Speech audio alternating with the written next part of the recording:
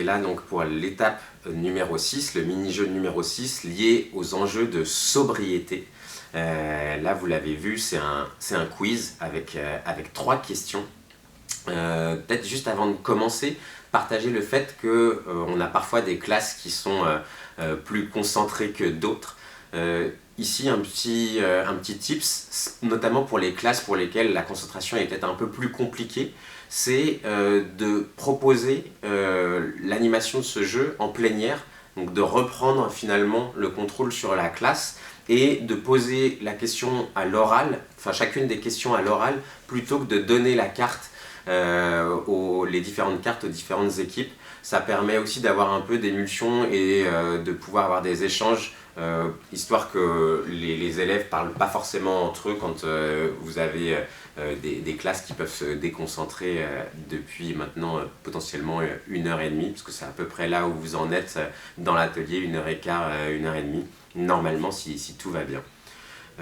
Si on regarde les différentes cartes, parce que c'était un mini-jeu qui n'était pas facile à construire, vous l'avez vu, hein, tous les mini-jeux sont construits de la même façon, c'est-à-dire un mini-jeu c'est une étape, un métier et une cause. Ici on avait le challenge compliqué de parler de la sobriété pour le métier de développeur-développeuse à travers le métier de à travers le code, donc l'étape de codage. Et donc pas évident dans le sens où ça doit être aussi rattaché à l'application Accessimap qui est donc le fil rouge. C'était un sacré challenge. Ici, si on reprend les différentes cartes, peut-être il y a des éléments d'explication qui peuvent être utiles pour vous. Sur TikTok pollue 5 fois plus que YouTube. Là, c'est de dire que le métier de développeur peut avoir une incidence sur l'impact environnemental en fonction de ce qu'on précharge dans l'application.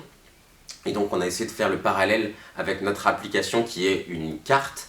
Est-ce qu'on a besoin de précharger toutes les données de la carte dans un rayon important ou pas? C'est un peu ça la question. Et donc ici il y a plusieurs réponses, 300 mètres, 3 km ou 300 km. En général, je valide la réponse si on a 300 mètres ou 3 km en fonction des explications aussi des élèves. Pourquoi? En fait, un préchargement d'une carte sur 300 mètres, si on est dans Paris, ça peut être tout à fait pertinent. Si on est en race campagne, peut-être un petit peu moins. Et dans ce cas-là, on préférera précharger 3 km pour pouvoir aller plus vite aussi dans ses recherches. Intéressant aussi de repartager le fait que c'est pas inaccessible au-dessus de 3 km, c'est juste que ça prendra un petit peu plus de temps si vous avez des itinéraires qui vont plus loin. Une autre carte où peut-être il y a des choses à dire ici, c'est sur celle des data centers et le fait de pouvoir conserver des données au sein de l'application. Parfois il leur arrive de se tromper. Ici peut-être quelque chose qui est important de repréciser, c'est le fait que la réponse C, stocker des informations récurrentes sur le téléphone des utilisateurs et des utilisatrices, n'est pas forcément la bonne. Pourquoi? Parce que même si c'est des informations récurrentes, il y a certaines de ces infos dont on n'a pas forcément besoin de savoir toutes les dates de connexion, les heures de connexion de tous les utilisateurs. Est-ce que c'est nécessaire dans cette application Accessimap? Pas forcément, et donc pas forcément besoin de conserver ces données. C'est pour ça qu'ici, c'est la réponse B qui est préconisée, puisqu'on conserve uniquement les données utiles au fonctionnement de l'application.